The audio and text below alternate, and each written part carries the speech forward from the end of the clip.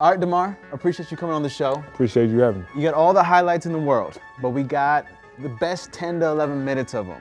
So the first one we've got is the one against the Pistons. Andre Drummond locks on you, and then what do you see? I was just trying to, honestly, just check out the secondary defense, see what guys was at. As soon as I seen my man in the back turn his head, I just attacked Drummond, went to the right, and from there on out, just either get fouled or try to dunk it. As soon as I seen the big on me, it was just a matter of setting them up, seeing how the back end of the defense was playing me, and attacking from there. I wasn't too worried about him guarding me out on the perimeter. It was more so the backside help. How do you decide when you're gonna just lay it up or you're gonna just dunk on that person? I felt like I had the momentum going towards him. I seen he was a step late, and he either was going to foul me or I was going to get a dunk. I seen he was a step slow, and I just said, I'm going to try to go for the dunk. The next one we have is even crazier because it's on Jimmy Butler and Joakim Noah, two of the best defenders ever in the NBA. Yeah, especially Jimmy. Yeah. Me and Jimmy had definitely some classic battles. I remember this game. They was beating us pretty good, I tried to will us back as best as I could. It was just one of the moments going at Jimmy, trying to attack him, and I seen I had the whole right side. So as soon as I got the step on him, I just said I'm gonna just try to attack the basket, go at Joakim and go at Jimmy, and it worked out for me. Do you ever hesitate? Like, oh, you know what? Shouldn't jump right here. Nah, you can't hesitate. Once you hesitate, you're gonna turn the ball over. You're gonna do something that don't look athletic at all. So. Yeah. Were you dunking on people right when you joined the league? I mean, I had a few early on, but that physicality is a different type of feel other than high school and college. You're going against grown men. Yeah. After Chris Bosh left, was that coach going to you and be like, all right, you're going to be our main scorer and carry the load? Yeah. I think my second year was Jay Triano. He still was a head coach, and I remember in games he used to tell me, if I don't shoot the ball, he's gonna take me out. Oh, okay. Just try to get me prepared for the workload that I was gonna have to put out every single night, and that definitely prepared me. Even though we wasn't that good, just putting me in the moments, being resilient, fighting through, and figuring out tough situations that whole year. The next one is the dunk on Gobert, and this one's my personal favorite. I'm curious if it's yours. Yeah, it's my favorite from the sense of that's Rudy, Gobert. Yeah. He's Defensive Player of the Year, one of the best rim protectors in the game today, and to go up there to test that, was big, especially in the crunch time of the game. So I think by far this is my favorite dunk in my career is Rudy, Yeah.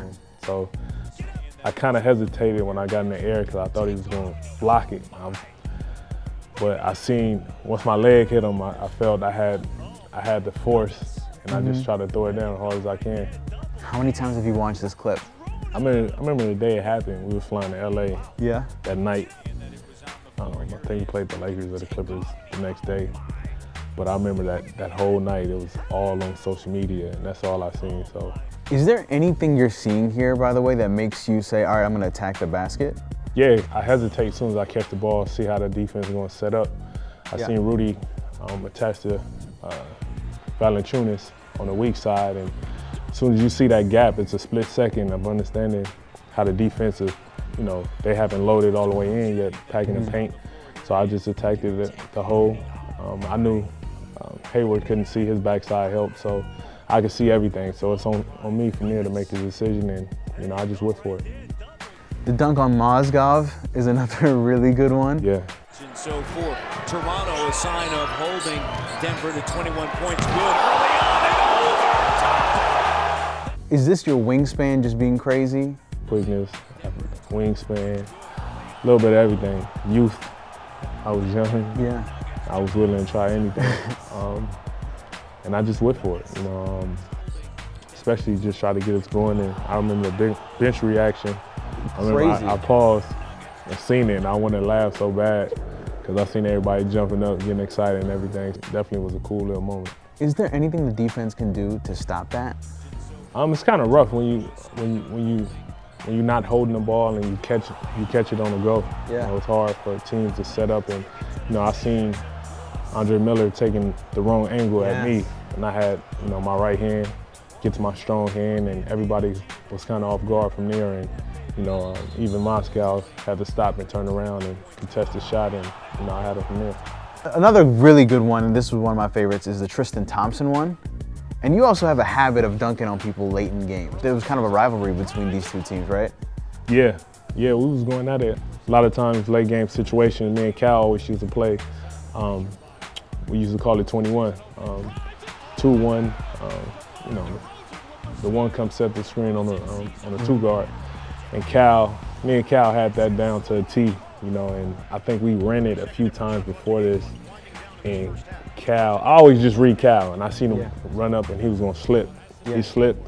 They messed up on the switch, and I turned to corner, and I was just attacking from there.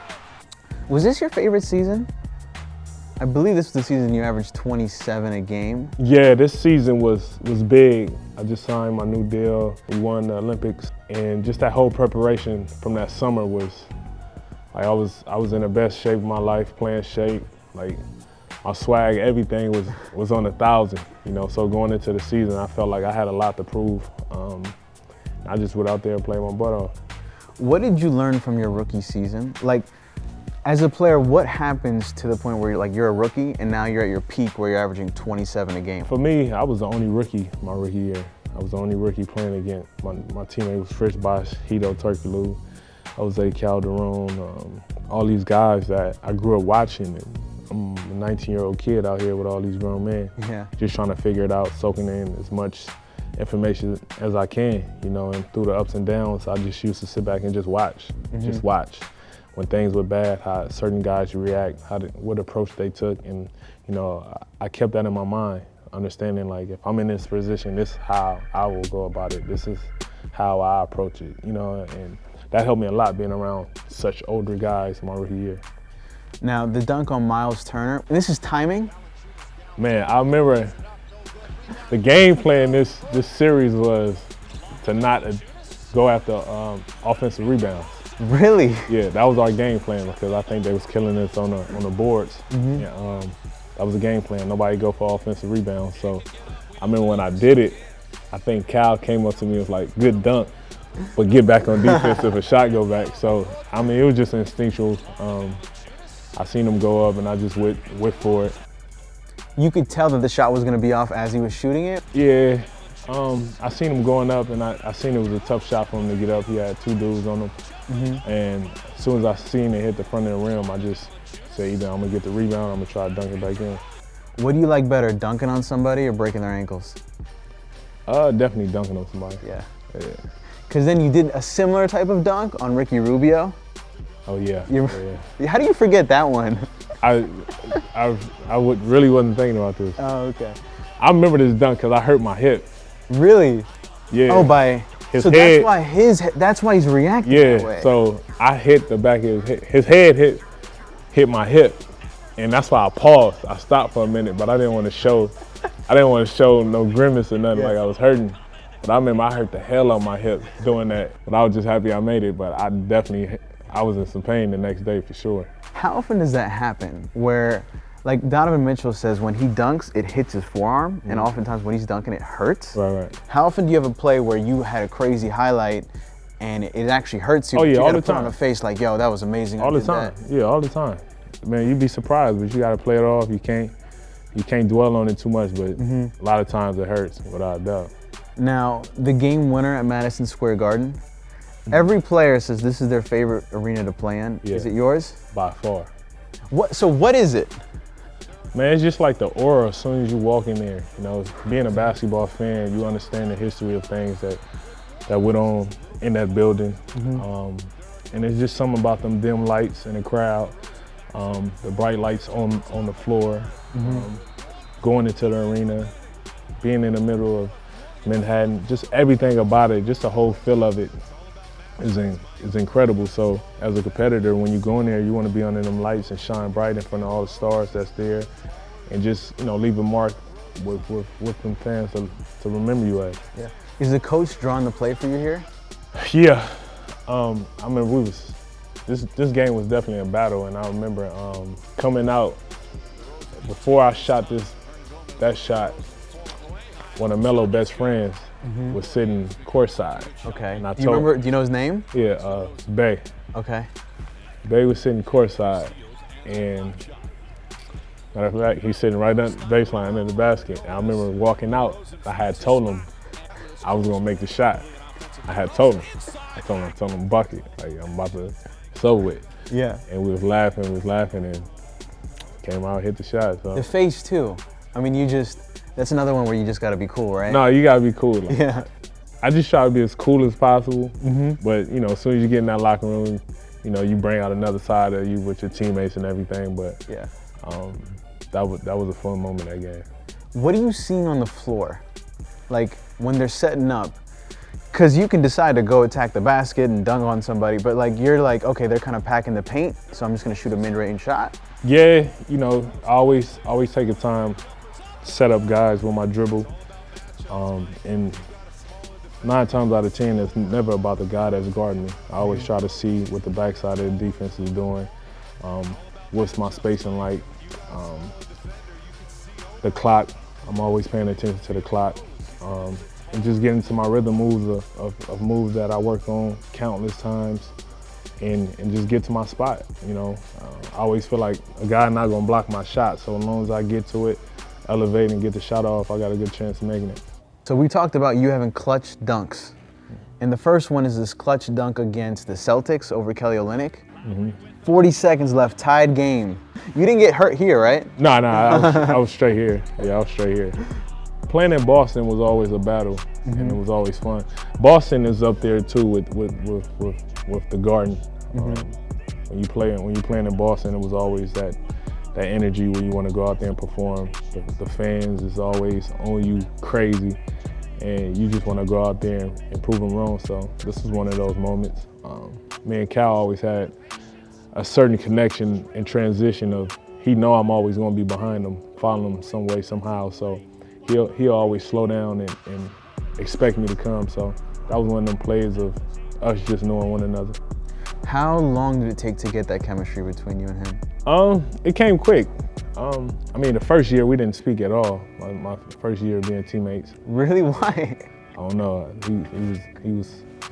Was he a different person then? Nah, he's a difficult person until you understand him. You know, and only I could say that. If somebody else said that, I'd take offense to it. Okay. But yeah, you know. But that next year, our second year together, you know, everything just started clicking out of nowhere.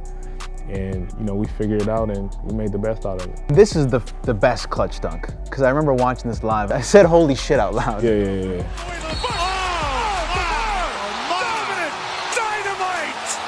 This is one of them dunks where I hurt my hand. So, okay, yeah. But you have to be cool, right? Yeah. I hurt my hand. My hand was bleeding. Really? Yeah. I hurt my hand. But your face doesn't show it at all. I didn't show it. So you like clenching your hand like this? So as soon as I dunked, I think my finger got caught in the net and I came down. And I remember looking down at my hand and my hand was bleeding. And I had to shoot a free throw. My hand was hurting like hell, but that dunk was one of the ones of the chemistry of just me and Cal had of that 2-1 screening. You know, he always know how to find a guy, try to get a switch or get somebody to mess up, and that was just him getting in my way, giving me an angle to attack the basket, and you can see by his reaction, like.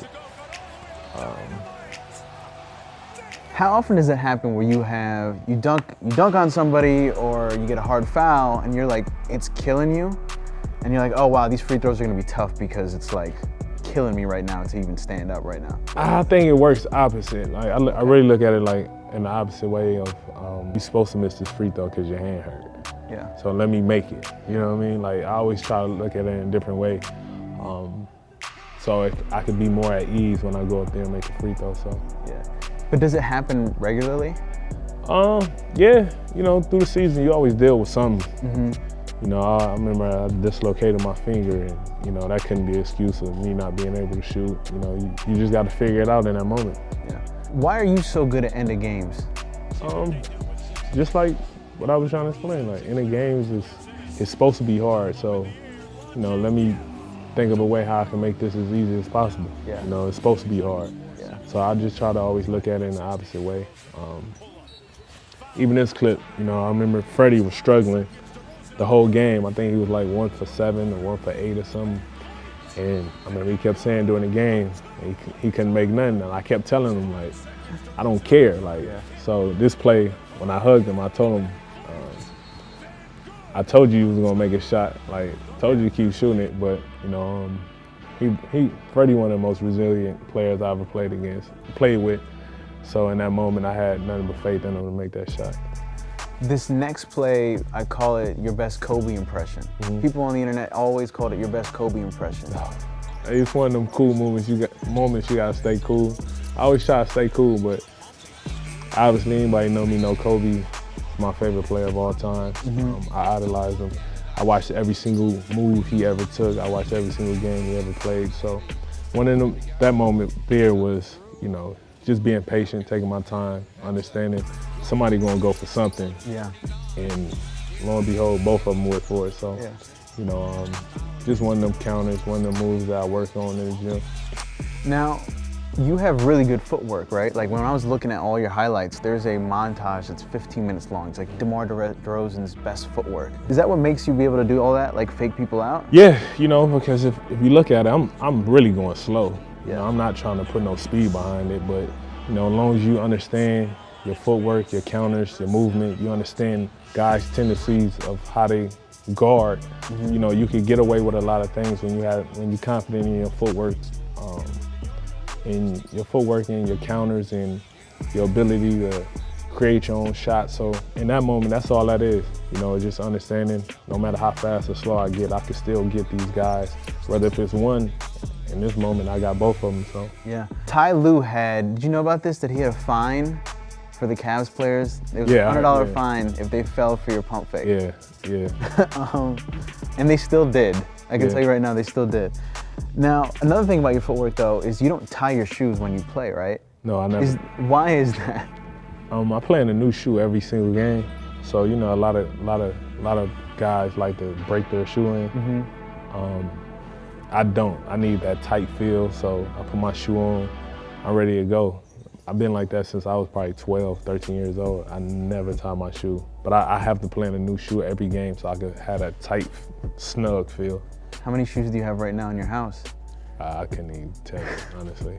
Okay, is it just a garage filled with shoes? Yes, shoes everywhere, unfortunately. This next clip is the funniest clip that I repost this every 6 months on House of Highlights. Starting today, if you score but your handshake sucks, we will trade you. Absolutely. That's ridiculous. Excuse me? What? This Who's guy. talking? Smart mouth over Smart mouth. What's your name? DeMar. DeMar. DeMar. Okay. DeMar, I say it, the less I like it. Is this guy even a basketball player? This is why we're here. Yeah, I think, Murph, we just got to demonstrate. All right. Yo, shouldn't we be getting back on defense? Oh my God. Defense, is that your cousin DeMar? It's complicated. It takes a lot of practice. Yo, will I be able to do that? Oh, DeMar. Deno. Now hit the showers. How did this come together? I think I was asked to do it and they broke it down, telling me the whole concept of it, and I was all for it. You know, being good friends with Drake and you know, being a fan of Will Ferrell, thought it was a dope idea, and it definitely came together great. Man. I definitely had a great time doing that, and to this day, like you said, people still bring this up some way, somehow. Yeah. How many cuts from laughing? Because I feel like when they're making those jokes, I would just die and they'd be like, cut, do it again. Yeah, it was extremely funny because a lot of it, they was just improvising. Oh, really? They was just coming up with their own stuff, and to see the greatness in Will Ferrell when it came to that was definitely awesome. So he just came up, and Drake too came up with both of them creative. Yeah, both of them creative, but being around Will and seeing that, up close and personal was cool, but I was happy to be a part of it though. Do you and Drake still like keep in touch? Yeah, I talked to him the other day. That's my man. You know, Music coming out soon? I'm pretty sure. Yeah? I'm pretty sure. I'm the biggest Drake fan there is, seriously. So, do you have a favorite Drake story? Favorite Drake story? Pretty sure I do. I'm trying to think which one is appropriate. I feel you. Yeah, countless times. We have late night hoop sessions. It's countless things. You know, we got that's a good dude. That's a person I consider a friend, and you know, you go to and talk to about anything. One thing I also wanted to ask is you rap. Taylor Rooks was telling me that you rap, and that I need to ask you about your rapping. And if you're ever gonna release any new music. No, I would never release a song. It'll never come out. Never. But so Drake can hear it though, right? Yeah. Who else can hear it? I mean, my close friends can hear it. Okay. It's like I do it for an inner circle type of thing. Yeah. How many people have heard your raps? Outside of my family, probably, it's a good 10 to 15 people I send. Okay. I send music to. You and Kyle had this handshake before the games, right? Yeah. And it was kind of cool to see that he still, even when you were gone, still did that same handshake before the games. Even though they won this year, you and Kyle built that foundation for the Raptors. So part of you kind of has to feel happy because like what you guys were working on ended up working out, right?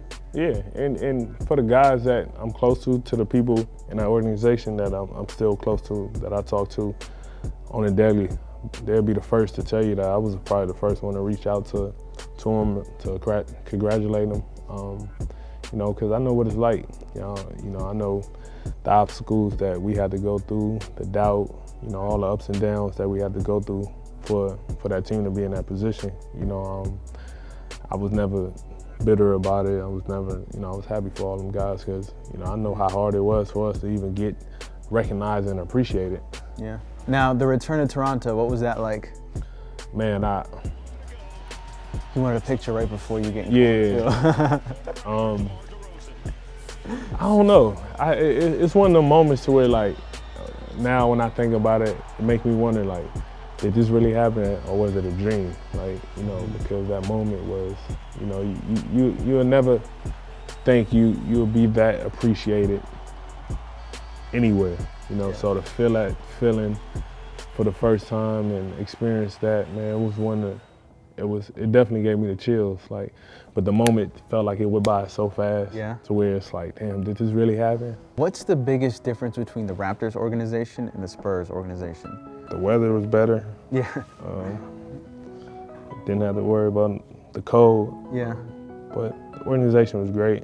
Both, I'm definitely honored to be able to be one of them players that could go switch teams and still be in a great environment of a organization, because stories I hear from certain players going certain places and hating it, is frequent. So, I can't complain at all. When you started your Spurs career, I mean, you have this dunk over Giannis.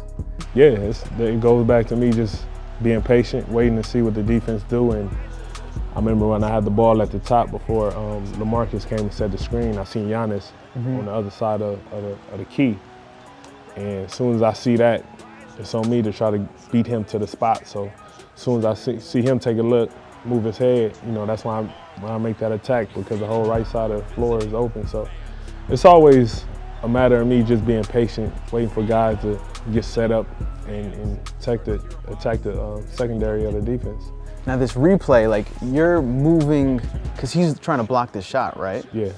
And you're adjusting in real time of like, all right, let me stay in the air here and move it so he can't Yeah, block because regardless, even if I didn't go body to body with Giannis, he's long as hell, and I didn't want him to get a hand on it. So if I would have just kept it in that same spot, he would have definitely got a hand on it. So I was just trying to get around him to finish off the dunk. You've had another one when you were on the Raptors against the Bucks.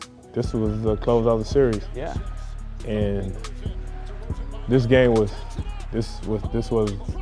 probably one of my favorite playoff games. It was rough, man. Like,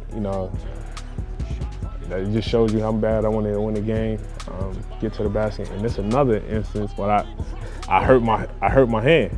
I hurt my hand trying to dunk the ball, but you gotta you just got to keep playing through it. Yeah. It's also another instance of like there's 40 seconds left on the clock and you're like, all right, I'm gonna just go dunk on somebody. Yeah, you know, you kind of get it in more of an aggressive mode late in the game and understanding that you can't expect a call, you can't expect nothing, but you know, you got to be the aggressor out there before they try to apply it to you. Yeah. You've had a history of doing 360 layups. Mm-hmm. You had a big one this year against the Clippers. What makes you break it out? When I realize I don't have an angle to do nothing else, and it's so, honestly, I do not think, it's never premeditated. It's just like my own reaction of things, and I felt like, you know, I thought he was gonna cut me off the other way, but once I seen him jump to the other side, I'm like, either I got the Euro, or I could spin and get a full layup, and some just told me to spin as soon as I seen him get in my way, and lay the ball up, and I just hope I didn't miss, so I wouldn't get cussed out by Pop. And there's not many players that can do this though. Like I can't really name that many. Yeah, it takes some guts to do it because you don't want to be the one that do it and look stupid, shooting it over the rim or don't even come close. So yeah. I mean Grant Hill even says in this like the audacity to even pull that off is crazy. Yeah, it's definitely crazy. So it's not something I do all the time, but when I do it, you know, I've made it. Yeah. Beginning of the year, the Lakers were the big team and everyone was gearing up to play them. And this was a really cool moment because the fans get really into it. It's always a play me and LA go to where, you know, he'll come up and set an angle screen. And I seen LeBron on him. So as soon as he tried to run up and set a screen, I seen LeBron on him. So I just told him to stay back and I just take the ISO because I didn't want Bron to switch on me since I had a smaller guy on me. And that's just one of the moments where I said I'm gonna get to my spot. And on my first pump fake, I wanted to shoot it, but I slipped.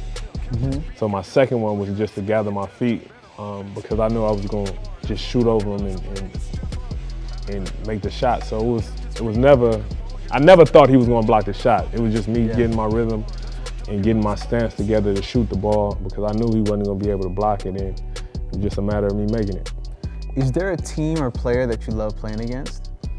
Man, I love playing against all them guys on the perimeters as defensive players, like Jimmy Butler. You know, Jimmy Butler is one of them guys to where, you know, when we walk out on the court, you know, it's understood like, man, let's make it epic battle. We're gonna have fun with it and may the best man win. So guys like that, I love going against because they're gonna bring the best out of you. Is there anything that teams do that doesn't make sense to you? Like Embiid said to me that he never understood why teams fall for his pump fake when he's at the three-point line because he shoots 27% from three. Man, I can go with the pump fake too. You know, a lot of people know I'm gonna go for the pump fake.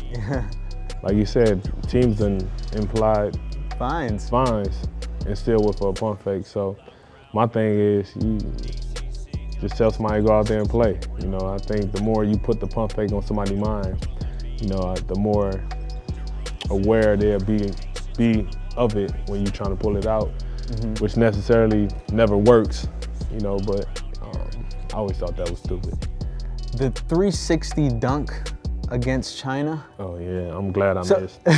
What made you pull it out though? I think we was in a huddle this game and I forgot who said something. They was like, man, show me something. Like the last time or before because we was winning a lot. Just try to keep the crowd into it. Yeah.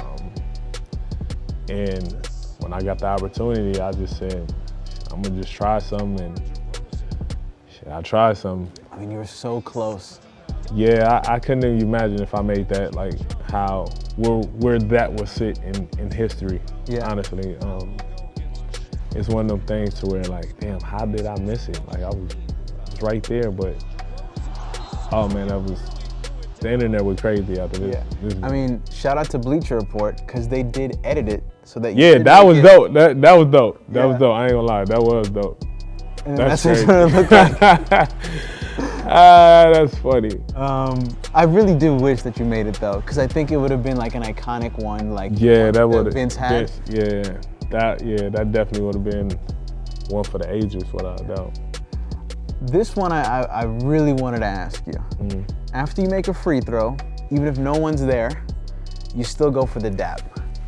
It's just me being funny, honestly. Just, you know, you try to be out there, and when you get in the moments, you just try to make the best out of it, have fun with it, and it's just me going out there being silly, having fun with the game. Did you do it once and then you're like, I'm just gonna keep doing it? Yeah, I'm gonna do it every time. Okay. I'm gonna do it every time. Like, I might start giving hugs out next time, but. Please do. Yeah. That would be funny. But, you know, it's just me just trying to go out there, have fun. Yeah. The last clip is the one when you were at the Drew League and you're playing against Marvin Bagley, who was at the time one of the best high school players in the country. Right. And is this you just, all right, he's gonna be in the NBA one day, I've got to show what I can do just so he knows? Yeah, you know, when you come to the Drew, you know, you always gonna have a target on your back, and I remember him coming to the Drew, and you know, he was the #1 player in the nation, and you know, they was trying to make it like a whole DeMar DeRozan versus #1 player in the country, and you know, I just did and went out there and competed against him like every other guy that I played against when I was young used to go at me. Yeah. Like, you just gotta be prepared when you come to the Drew that, you know, you gotta learn your lesson some way or somehow. Well, I appreciate you coming on the show. Appreciate we you. killed it. Appreciate it. We're gonna do this again in a few years. I'm gonna come back all right. and we're gonna talk about the amount of times you've dunked on someone and your right. hand hurts afterwards. Yeah, okay? for sure. So we're gonna do it again. Appreciate that, dog. Appreciate that.